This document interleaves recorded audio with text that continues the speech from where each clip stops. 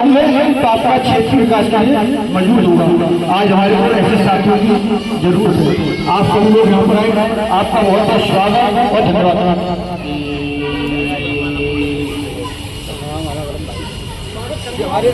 हमारे अनिल बोरिया जी बिहार पुलिस से यहाँ पर आए, धन्यवाद। तो एक बार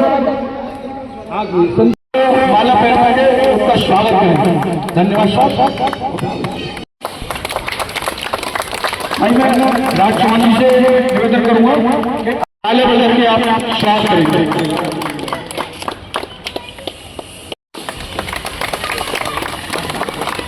सुन भाई आप आए।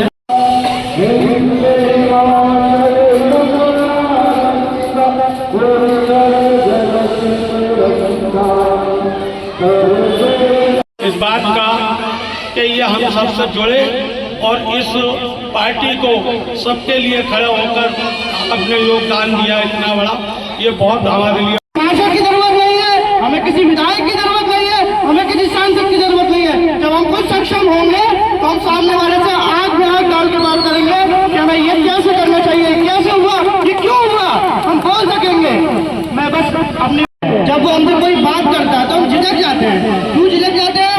क्योंकि हमें शिक्षा की नॉलेज नहीं है। हमें नॉलेज होगी तो हम आंख में आंख मिला के सामने वाले से बात करेंगे। संविधान के प्रति, शिक्षा के प्रति, देश में क्या चल रहा है उसके प्रति, देश में क्या हालात है उसके प्रति। और मैं आपसे शिक्षा के प्रति बात करूंगा। देखिए, हमें पढ़ना बहुत जरूरी है। क्यों जरूरी है? उनकी कंडीशन भी ऐसी है कि आपने देखा होगा कुछ टाइम पहले हमारे जिलाध्यक्ष ने उनको ईंटों से भी देखा था जला देती। देखिए, पब्लिक की मेन बुनियादी जरूरत क्या प्रेम सुधागर शाने वाला, वीरों को हर्षाने वाला, मातृभूमि वंदे मातरम। अब सब हम लोग अपना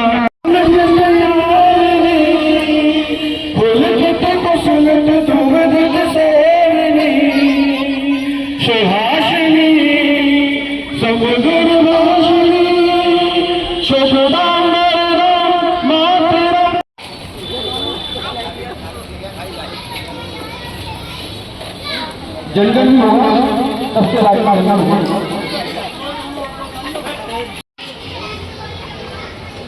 सभी साथी प्राप्त हो गए। वंदे मातरम शुरू कर।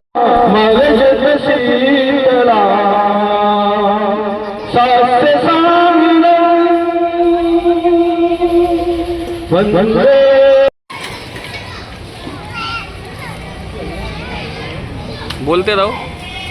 जो हमारे साथी में लहने हुए, तो अब मैं सलीम जी और सलाउद्दीन भाई से आग्रह करूंगा कि आगे हम आए, जिससे उनके द्वारा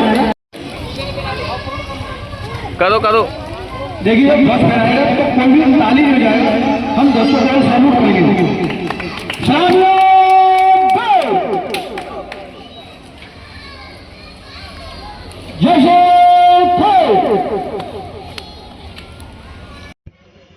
आज क्या कार्यक्रम आयोजित किया गया?